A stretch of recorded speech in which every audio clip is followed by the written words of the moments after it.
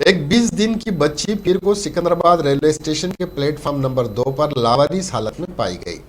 Railway police ने शुबा जाहिर किया है कि नौमौलूद को उसके वालिदैन ने छोड़ा होगा।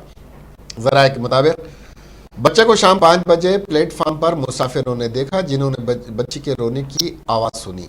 गवर्नमेंट रेलवे पुलिस को अलर्ट किया गया, जिसने तिबी मुआयने के बाद शीर खार को अमीरपेट के शिशु विहार मुंतकिल कर दिया। पुलिस ने मुकदमा दर्ज करके तफ्तीश शुरू कर दी है। इस दौरान अहलकारों ने सीसीटीवी फुटेज की जांच की और एक जोड़े को बच्चे को प्लेटफॉर्म पर छोड़ते हुए पाया। जोड़े की शनाख्त और सुराग लगाने की कोशिशें की जा रही हैं।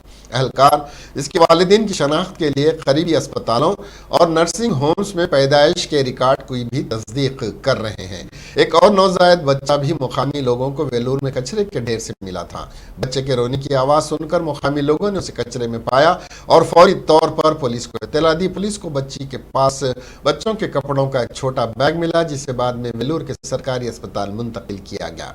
बच्ची की उम्र 2-3 दिन बताई जाती है।